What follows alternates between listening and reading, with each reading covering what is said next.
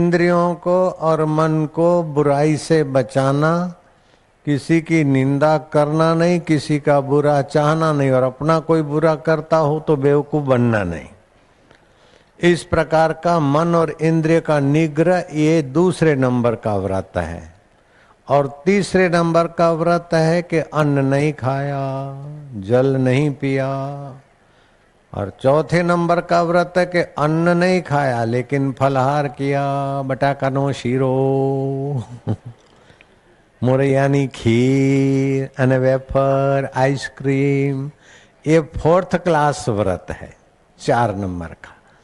जिनके जीवन में कोई व्रत नियम नहीं है, उनकी आध्यात्मिक उन्नति न होने के कारण भौतिक सब कुछ होने के बाद भी उनको शांति और खुशी नहीं मिलती। कार्तिक मास में आंवले की छाया के नीचे किया हुआ पुण्य कर्म 1000 गुना फलदायी होता है।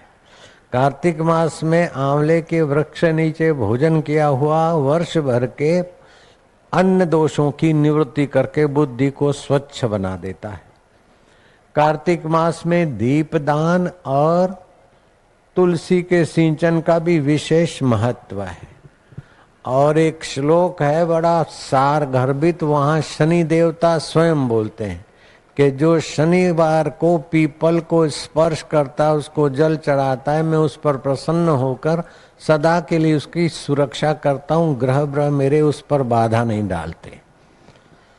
और ग्रह दोष और ग्रह बाधा जिनको भी लगी हो, वे अपने घर में 9 उंगल, ये 4 उंगल हो गए, 9 उंगल चौड़ा और 9 उंगल लंबा कंकु का स्वस्तिक कर दे तो ग्रह बाधा के जो भी प्रॉब्लम है, ज्योतिषी ने ये कहा है, फलाने ने ये कहा है, 1 महीने में तुम्हारा एक्सीडेंट होगा, मार्च की 13 तारीख तुम्हारे को एक्सीडेंट होगा, 1.5 साल के बाद तुम मर जाओगे, खुदा की कसम, ये सारे गपशप झूठे पड़ जाएंगे।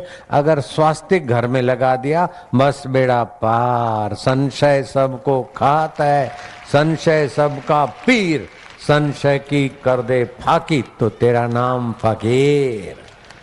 हरि ओम हरि ओम हरि ओम।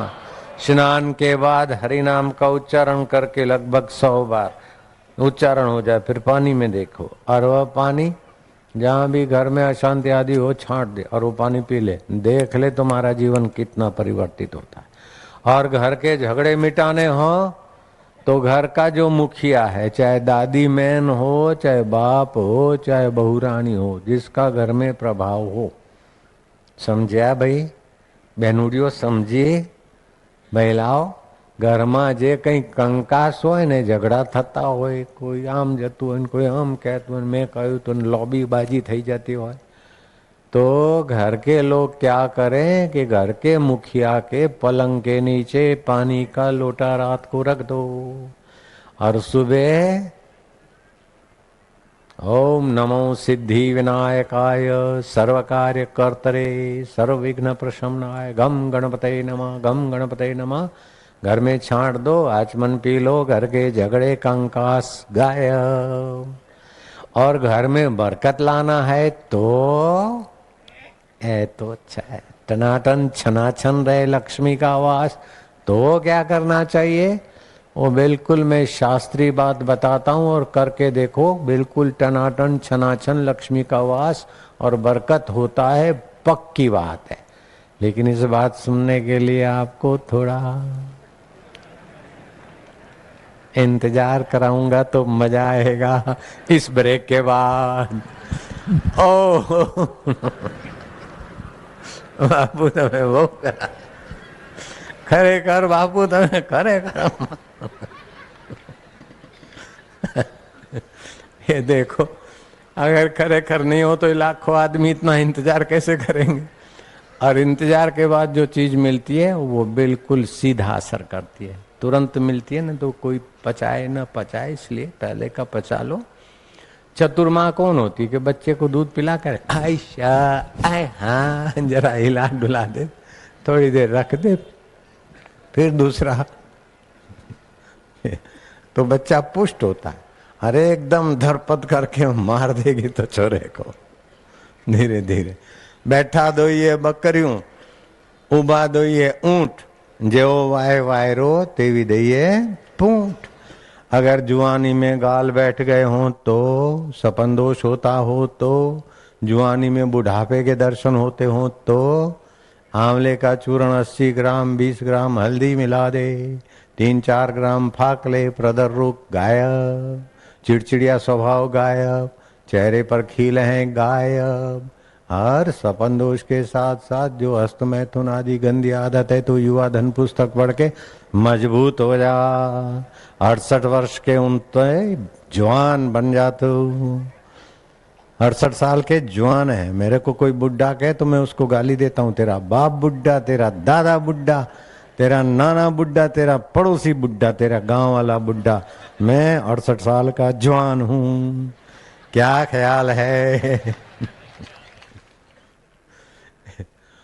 और आरोग्य और पुष्टि चाहिए तो उसके पहले एक खास बात है, किसी किसी जगह पर भयंकर एक्सीडेंट होते और जीवलेवा होते, लोग जान गंवा देते। सूरत और बम्बई के बीच वापी में ऐसे एक्सीडेंट होते थे कि बाप रे बाप, वहां की चौकी थाना से रिकॉर्ड जांच कर सकते। एक बार मेरा सत्संग था और मैं सत्संग करने जा रहा था तो शाम का समय था, 4:30 बजे का। सूरत के तरफ से मर्सिडी गाड़ी सफेद और बम्बई के तरफ से ट्रक, बस उनका खाली आपस में स्पर्श ही हुआ, कोई नुकसान नहीं हुआ था। और दोनों व्यक्ति आगे बैठे थे, ढल गए। मैंने देखा, अपनी आंखों से पूछा कि ये क्या बोले। आए दिन यहाँ ऐसे एक्सीडेंट होते और जीव जान गंवा देते हैं। मैं समझ गया कोई मनोबल वाला आदमी यहाँ अकाल मरा है और अकेलापन खटकता है, तो शराबी दूसरे शराबी बनाता है, जुआरी दूसरे जुआरी बनाता है, भंगेड़ी दूसरे भंगेड़ी बनाता है, तो प्रेत उस एरिया में भटकता है तो दूसरों को मिसगाइड करके अपना टोला बड़ा हो गया। इसलिए यहाँ ज्यादा एक्सीडेंट होते हैं। तो मैंने दीक्षा वाले साधकों को बोला कि गुरु मंत्र का जप करके एक माला की आहुति देना और फिर यहाँ जो प्रेत भटकते हैं उनकी सदगति वाला मंत्र पकड़ा दिया। 6 महीने के बाद रिपोर्ट आया कि बापू एक भी एक्सीडेंट नहीं हुआ। 12 महीने के बाद वही शुभ समाचार। 2 साल के बाद वापी आश्रम में साधक इकट्ठे हुए और मैंने पूछा क्या हुआ। बोले बाप जी 2 વર્ષ થઈ ગયા, એક પણ એક્સિડન્ટ થયો નથી ને એક કે વ્યક્તિએ કઈ જાન ગુમાવી નથી, ખરોંદ भी नहीं आई। हाँ, एक ड्राइवर पिएला था तो उसकी गाड़ी जरा नाले से थोड़ी रगड़ खा गई। मैं क्या, तुम्हारी सच्चाई का हम स्वागत करते। थोड़ी भी बात खरोंद वाली, गाड़ी की खरोंद वाली बात बताई, दूसरा एक भी एक्सीडेंट नहीं हुआ। इंक्वायरी करना है तो कर सकते हैं, वापी में वो प्रसिद्ध जगह है। तो सत्संगियों का तो भला करता है, लेकिन वातावरण में भी बहुत भला करता है। जो सत्संगी अपने घर में, अपने इलाके में, आसपास में रहते हैं, वो सचमुच कलयुग के दोषों को हरकर सतयुग का संचार करते हैं। ऐसे सत्संगियों के लिए भगवान शिव जी कहते हैं, धन्या माता पिता धन्यो, धन्या माता पिता धन्यो। ये साधु संत कहाँ कहाँ से, कोई हरिद्वार से, कोई ऋषिकेश से, कोई कहीं से, कोई कहीं से। ओम नमो नारायण सन्यासी को कहा जाता है। और गिरनार के स्वामी को आदेश अलख निरंजन कहा जाता है। और त्यागियों को कहा जाता है दंडवत महाराज। नारायण नारायण नारायण। तो शिव जी के तरफ से आप सबको मैं धन्यवाद देता हूं। धन्या माता पिता धन्यो, धन्या माता पिता धन्यो। गोत्रम धन्यम कुलोद्भव, गोत्रम धन्यम कुलोद्भव। धन्या च वसुधा देवी, धन्या च वसुधा देवी। यत्र स्यात् गुरु भक्ततः, पार्वती उनकी माता धन्य है, उनके पिता धन्य है, उनका कुल और गोत्र धन्य है, जिनके हृदय में गुरु भक्ति और गुरु ज्ञान है। ओम नमो भगवते वासुदेवाय। ओम नमो भगवते वासुदेवाय प्रीतिदेवाय भक्तिदेवाय माधुर्य देवाय मम देवाय पूर्ण देवाय।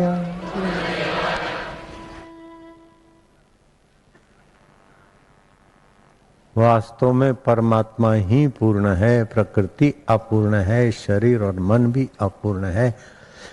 दार्शनिक अथवा वैज्ञानिक नजरिया से कोई ये सिद्ध नहीं कर सकता कि आपका शरीर मन बुद्धि पूर्ण है अथवा सदा है। न विज्ञान स्वीकार कर सकता है न दर्शन शास्त्र। विश्व का कोई विज्ञान और कोई दर्शन चैलेंज करते हम उसको। अगर सिद्ध करके दिखा दे कि शरीर हमारा है, मन हमारा है, बुद्धि हमारी है, मकान हमारा है, वस्तु हमारी है, सिद्ध करके दिखा दे तो मैं उसका चेला बन जाता हूं। अगर शरीर हमारा होता तो हमारे कहने में चलता। सफेद बाल क्यों आए? हमारा शरीर है इसीलिए आए क्या? हमारे कहने में चलता है। बुढ़े क्यों बनते, बीमार क्यों होते? मन भी हमारा नहीं है, नहीं चाहते तो भी ऐसे संकल्प विकल्प करता है। बुद्धि भी हमारी नहीं है, नहीं चाहते फिर भी ऐसे निर्णय करती है फंसाने के।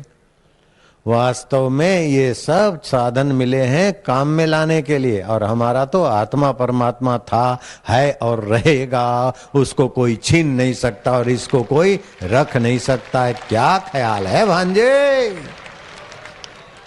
वाह बापू वाह, बोलो ने, शर्म नहीं आती? चुपचाप बैठे हो। वाह बापू वाह बापू। ऐसा कोई मिलेगा प्रवचन वाला? आओ कोई है कि चुपचाप बैठे शर्म नहीं आती? बोलो वाह बापू वाह। ये मोहब्बत की बातें हैं उद्धव, बंदगी अपने बश की नहीं है। यहाँ सिर देकर होते हैं सौदे, आश की इतनी सस्ती नहीं है।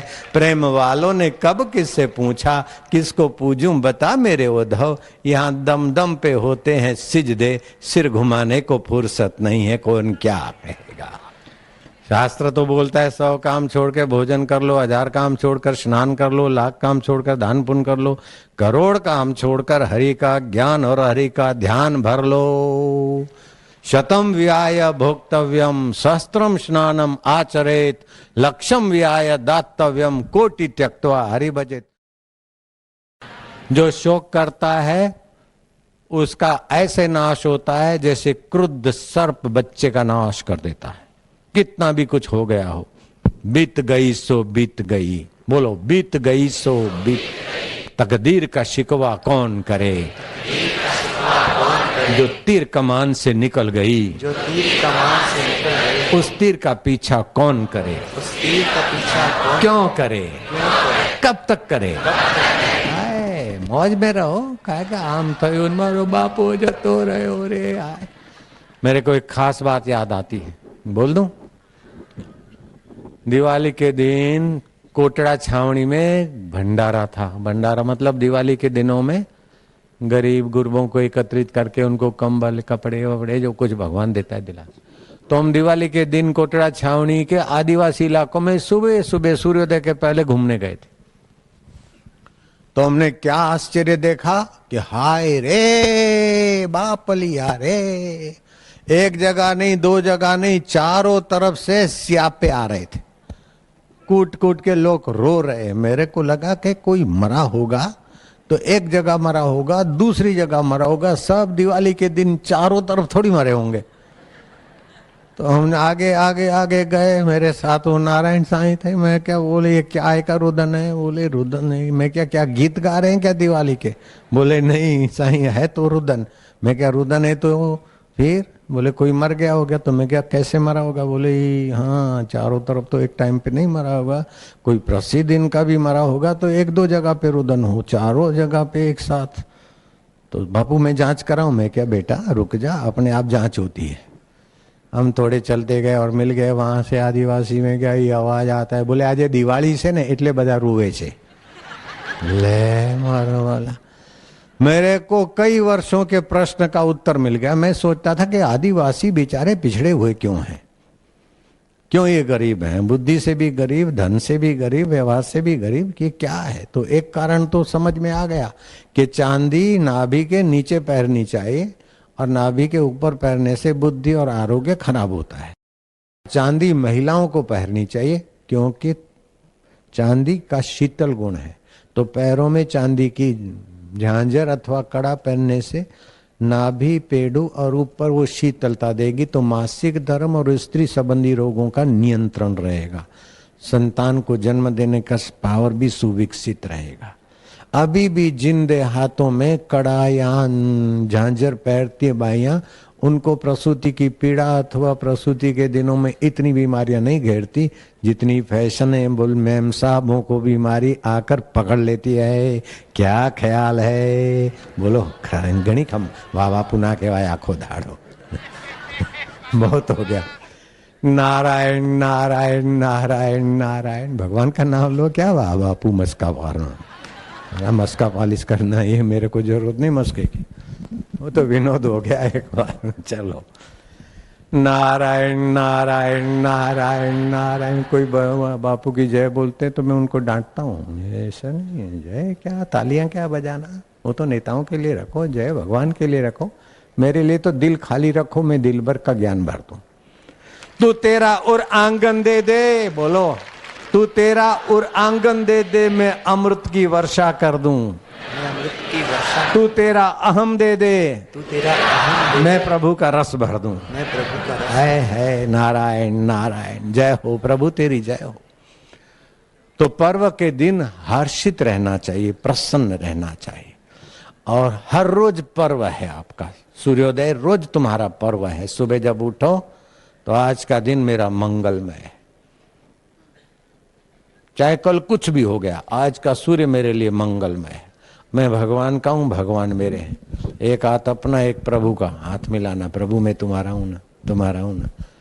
एक दिन नहीं तो दूसरे दिन, 10वें दिन, 50वें दिन भी अंदर से उत्तर आ गया, तुम्हारा काम बनना शुरू हो जाएगा। मियाँ पक्की बात है, खुदा की कसम खाता हूं।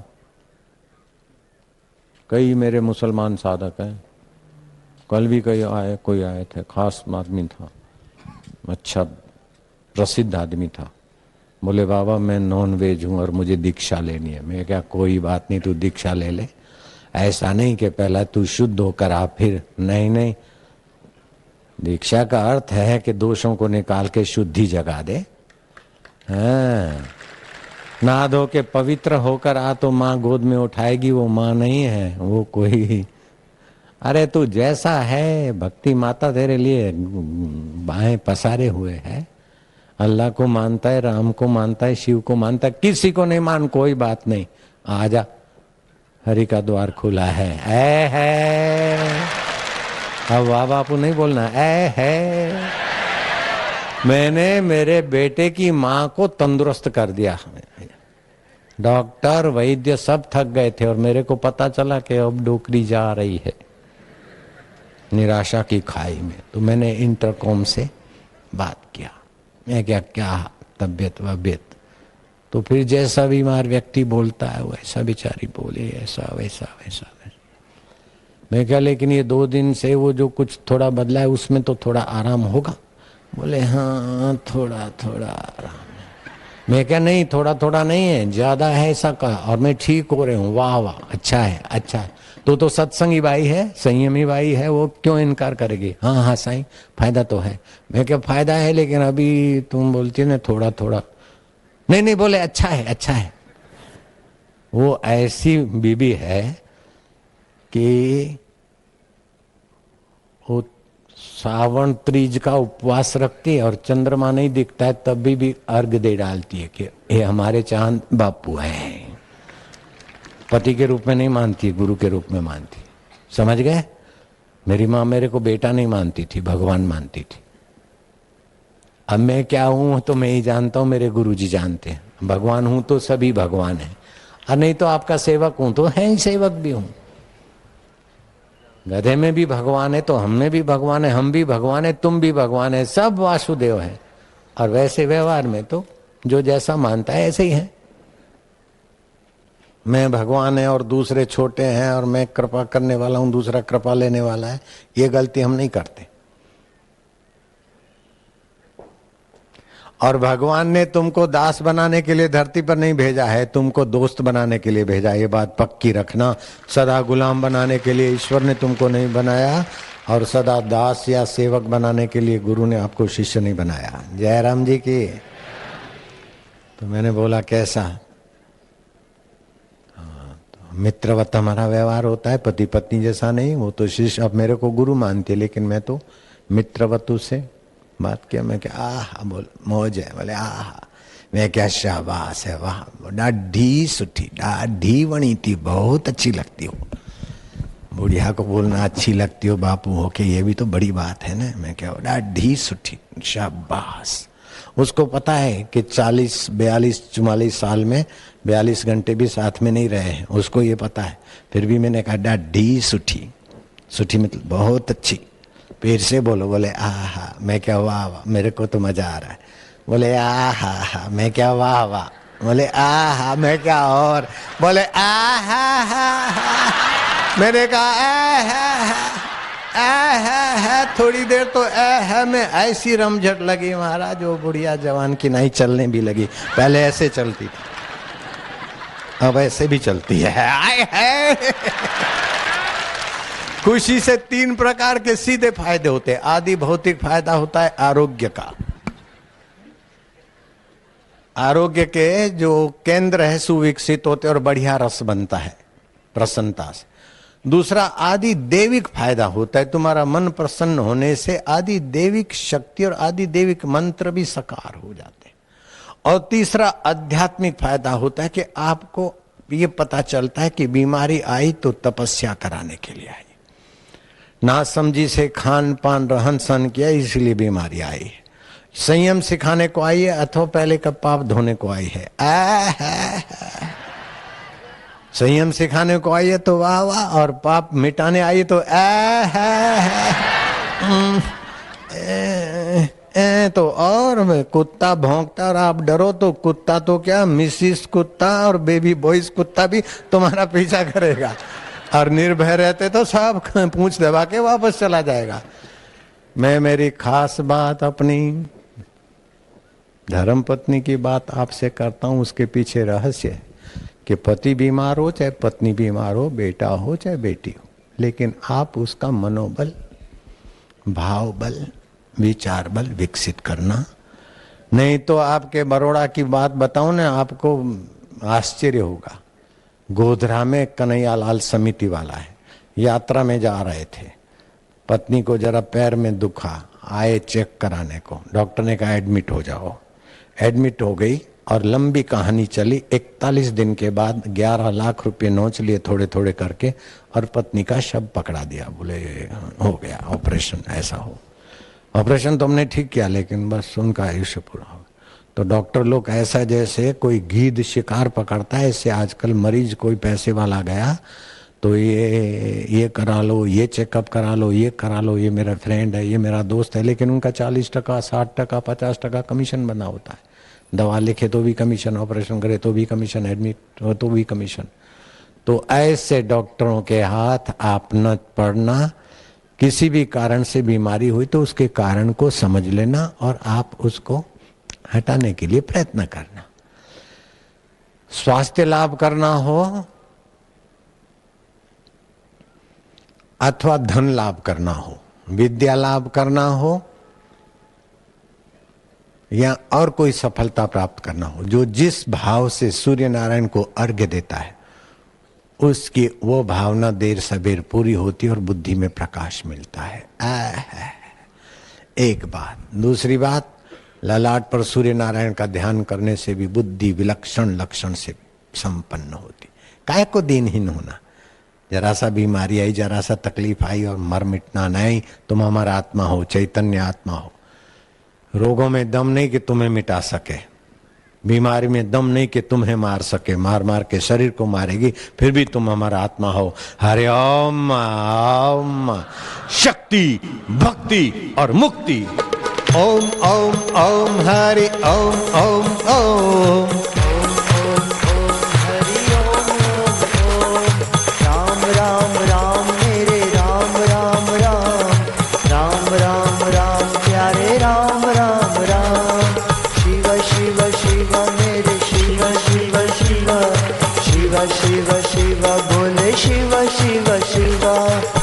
शक्ति, भक्ति और मुक्ति।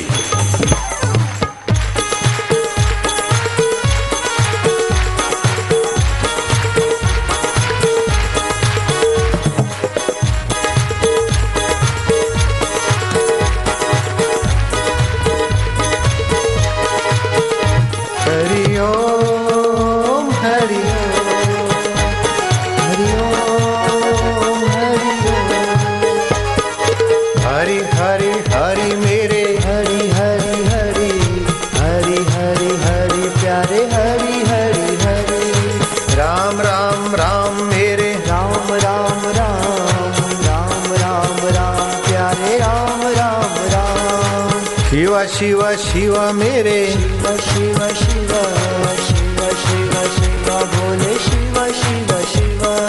शक्ति, भक्ति और मुक्ति।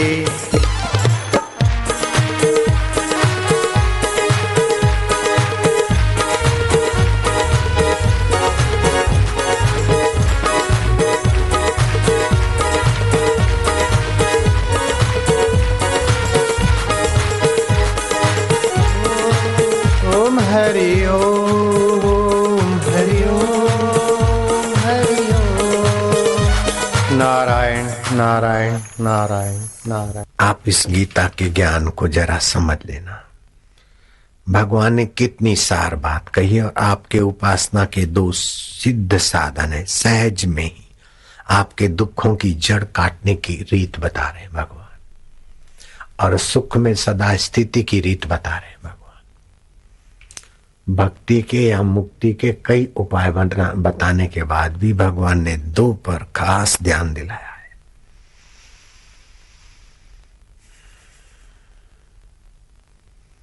एक होती है वासना और दूसरी होती है आवश्यकता। ध्यान देना, वासना में ये चाहिए, ये चाहिए, ये चाहिए, यही चाहिए। वासना पूर्ति हो तो बढ़ती जाएगी और वासना के अनुसार जिए तो बहुत दुर्गति हो जाती। दूसरी है आवश्यकता। आवश्यकता क्या है? पेट भरने की। सात्विक पुष्ट करने वाला भोजन ये आपकी आवश्यकता, और वासना है कि ये वैरायटी, ये वैरायटी, ये तला हुआ, ये भुना हुआ। ऐसे आवश्यकता है आपको सदा सुखी रहने की और दुखों से जान छुड़ाने की। वासना है कि गाड़ी मिल जाए, लाड़ी मिल जाए, बेटा मिल जाए, एमबी हो जाऊं, पीएचडी हो जाऊं, ऐसा हो जाऊं, ऐसा बन जाऊं। ये आपकी अपनी अपनी काल्पनिक आवश्यकता है। वास्तविक आवश्यकता आपकी है सदा के लिए सब दुख मिट जाए। अपनी आवश्यकता के तुम 1000 नाम रख लो, लेकिन आवश्यकता एक ही है, दुखों से निवृत्ति और परम सुख में स्थिति। ये एक ही आवश्यकता है आपकी, दुखों से सदा के लिए निवृत्ति और सुख में सदा के लिए स्थिति। भगवान की भक्ति भी इसीलिए, शादी भी सुख के लिए, तलाक भी सुख के लिए, यहां आते हैं तो भी सुख के लिए और यहां से जाते हैं तो भी सुख के लिए।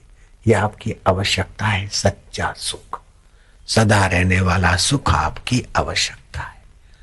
और नासमझी से जरा जरा सुख में फिसलना ये हमारी वासना है।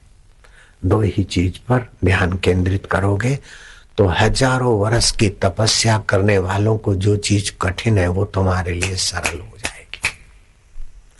करोड़ों अरबों रुपए कमाने के बाद भी जिनके लिए रस ईश्वर का पाना कठिन है, तुम्हारे लिए सरल हो जाए।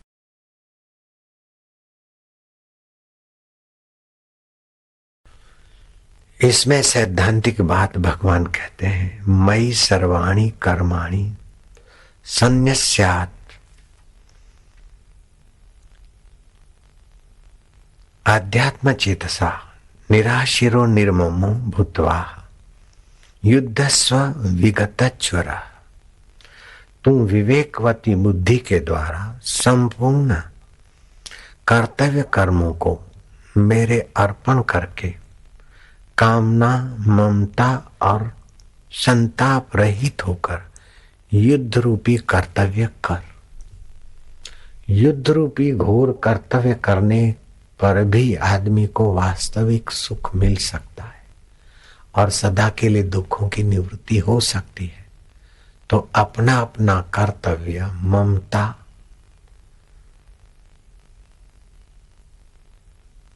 संताप और कामना छोड़कर अपना कर्तव्य किया तो आपकी स्थिति परमात्मा में हो जाएगी। सासू को ऐसा करना चाहिए, बहू बोलती है कि सासू को ऐसा करना चाहिए, बहू ऐसा न सोच। बहू तुझे क्या करना है, तू अपना कर्तव्य निभा। सासू के लिए आवश्यकता तुझे बोलने की नहीं। सेठ कहता है कि नौकर को ऐसा करना चाहिए, नौकर कहता है सेठ को ऐसा करना चाहिए। नौकर का कर्तव्य निभा ले। सेठ अपना कर्तव्य निभाता है तो उन्नत होगा, नहीं निभाता है तो उसकी गलती। हम गलती क्या करते, पति पत्नी को बोलता है कि तेरा ये कर्तव्य है, तेरा ये कर्तव्य है, पति की सेवा करना तेरा कर्तव्य है, पति के लिए भोजन बनाना, पति को खुश रखना तेरा कर्तव्य है। पत्नी को समझाएगा, पत्नी पति को कहेगी कि मेरी आवश्यकता पूरी करना, गहना गांठा देना, यह आपका कर्तव्य। ये काल्पनिक कर्तव्य है, अपने अपने स्वार्थ का कर्तव्य है। भगवान कहते हैं कि जीवात्मा तेरा ये कर्तव्य है एक ही, कि अपने सत्य चित्त और आनंद स्वभाव को पहचान और असत शरीर को, असत इंद्रियों को, असत व्यवहार को मुझ सत्य की प्रीति के लिए ठीक काम में ले आ। ये तेरा कर्तव्य है। बस शरीर मेरा सदा नहीं रहेगा, पक्की बात है। कोई विज्ञानी अथवा कोई दार्शनिक ये सिद्ध नहीं कर सकता कि शरीर हमारा सदा है अथवा हमारा है। मन हमारा सदा है या है, रहेगा। बुद्धि हमारी सदा एक जैसी रहेगी। कोई दार्शनिक या वैज्ञानिक ये बात नहीं कह सकता। तो ये हमारी चीजें नहीं है, प्रकृति की है, परमात्मा की दी हुई चीजें हैं। तो प्रकृति परमात्मा की है, परमात्मा की दी हुई चीज परमात्मा की प्रसन्नता के लिए इनका सत उपयोग करें तो आप सत्य में टिक जाएंगे। जैसे रात को स्वप्न आया तो आत्मसत्ता से ही मकान बना, दुकान बना, रेलगाड़ी बनी, पैसेंजर बना और रेलवे स्टेशन बना, और वहां रबड़ी बेचने वाले भी, कुल्फी बेचने वाले भी बन गए एक ही आत्मा से। खाने वाले भी उसी आत्मा से बने, बेचने वाले भी, और बनने वाली चीजें भी उसी आत्मा से बनी। ऐसे ही मुझी से 5 भूत बने और 5 भूतों से ये सारा जगत बना और मैं ही सब में व्याप्त हूं। ऐसा मानकर मेरी प्रसन्नता और मेरी प्राप्ति के लिए तू कर्म कर। कामना से तुम्हारे कर्म करने की योग्यता कुंठित हो जाती है। मैं कामना करूं कि तुम लोग इतने सारे आए हो, 2, 4, 5 लाख लोग आए हो, ऐसी कुछ बात बोलूं कि आज का दिन ऐसा और मुझे दक्षिणा मिले, तो ये मेरे बोलने की वाणी का प्रभाव कम हो जाएगा, मेरी बुद्धि कुंठित हो जाएगी। लेकिन आपकी भलाई के लिए मैं बुद्धि का, वाणी का, शरीर का उपयोग करता हूं तो मेरे को सत्य का बल मिल रहा है। इसीलिए मैं खुलेआम कहता हूं कि क्या चुप बैठे हो, शर्म नहीं आती? बोल दो वाह बापू वाह, और आप हंसते खेलते बोलते। ये ताकत किसकी है? सत्य की है, निस्वार्थता की है, भगवान के आदेश के मानने की ये ताकत है। तो कामना, ममता और संताप रहित आप कर्म करो। तो बोले महाराज कामना के बिना कर्म कैसे करेंगे, कैसे क्यों करें बिना स्वार्थ के? अरे निष्काम भाव से खेती करते हो तो क्या फलती नहीं? क्या गेहूं बने, ये कामना छोड़कर भी गेहूं बोते हो तो गेहूं आता है। ऐसे ही आप कामना रहित होकर भी ठीक से कर्म करोगे तो फल तो होना ही है, और वो फल भी ईश्वर की प्रसन्नता के लिए ईश्वर को ही अर्पण करोगे। फल का उपभोग नहीं करोगे, खाली उपयोग करोगे शरीर को स्वस्थ रखने के लिए, परिवार को चलाने के लिए। तो आपको बदले में ईश्वर भी मिलेगा और जीवन व्यवहार भी सफल हो जाएगा।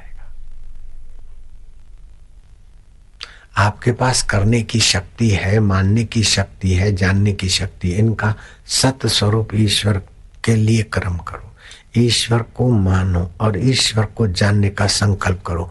बस आपके दोनों हाथ में लड्डू।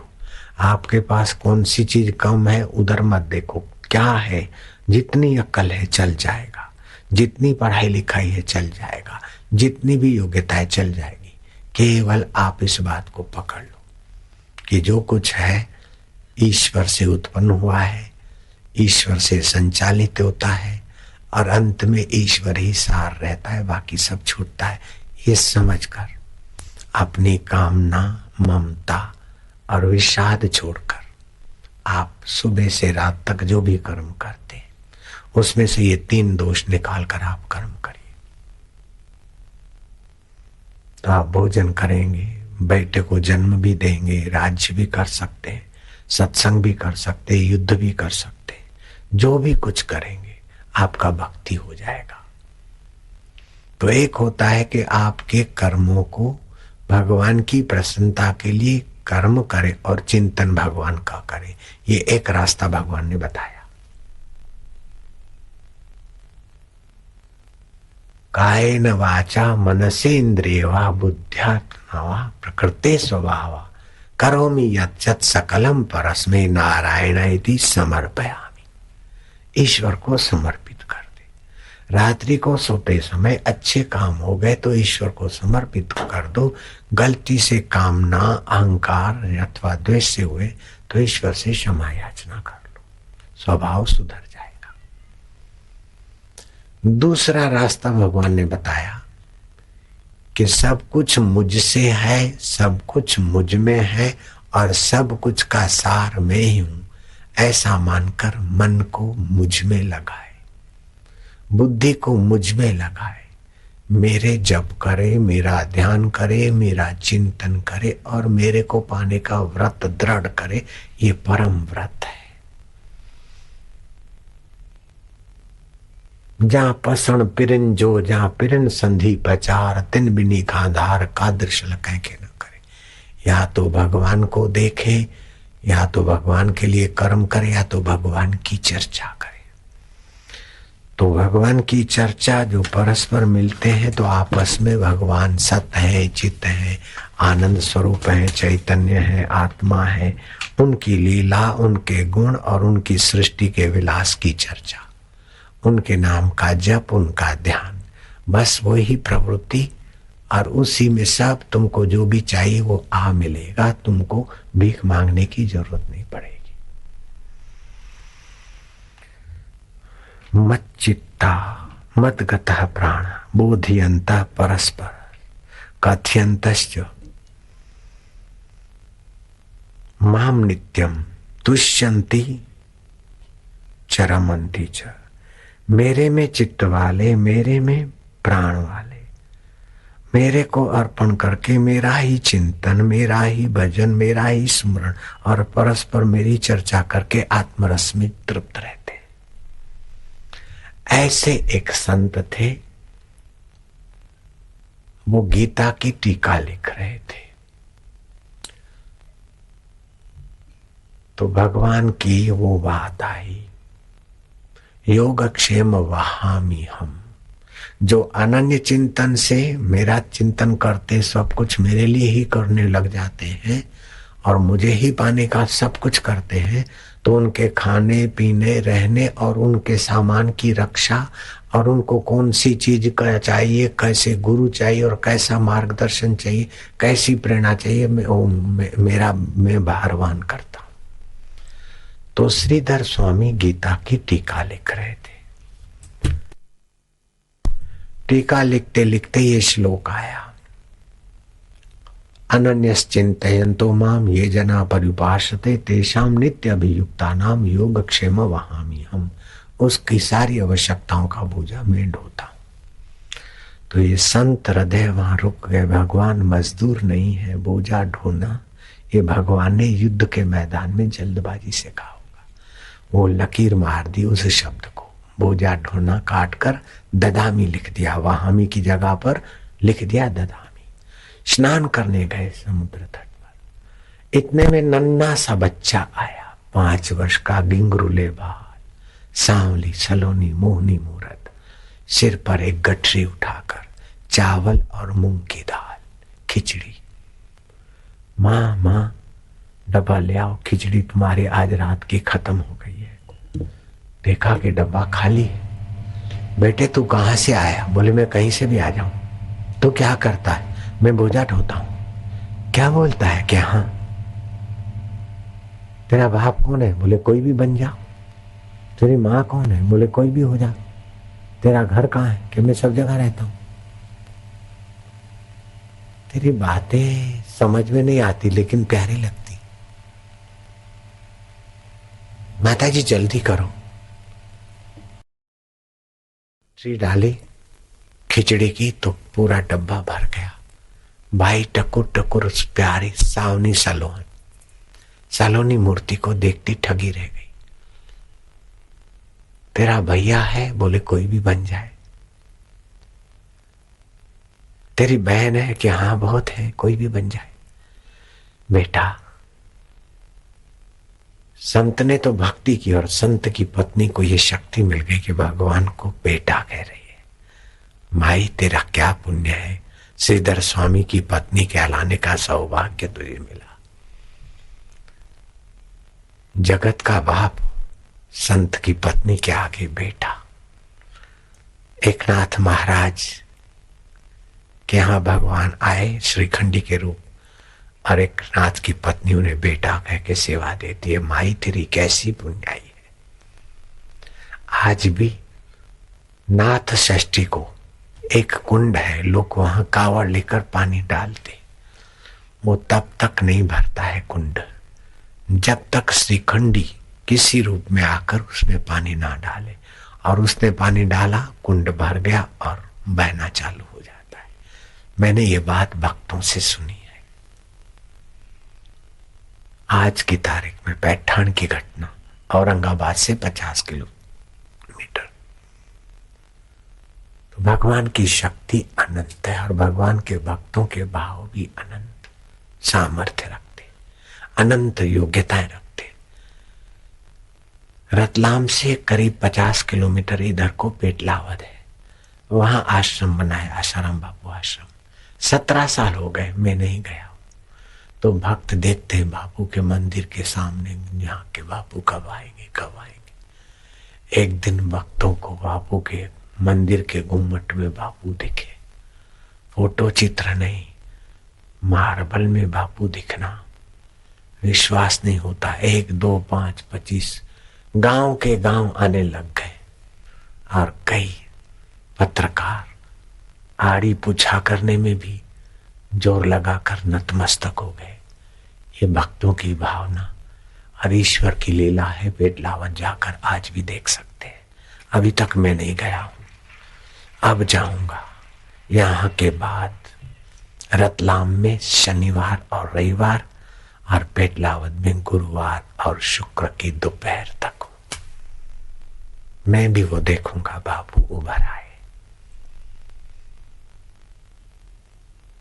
कर्तुम शक्यम अकर्तुम शक्यम अन्यथा कर्तुम शक्यम। वो भगवान 5 वर्ष के बालक होने में उनको कोई मेहनत नहीं पड़ती। गठरी उठाकर श्रीधर की पत्नी के पास आकर मैया ले लो ये बोलने में उस प्यारे का महत्व नहीं घटता है। ये ईश्वर का ऐश्वर्य है, ये ईश्वर की महानता है कि अपनी महानता की रक्षा करने की उन्हें परवाह नहीं।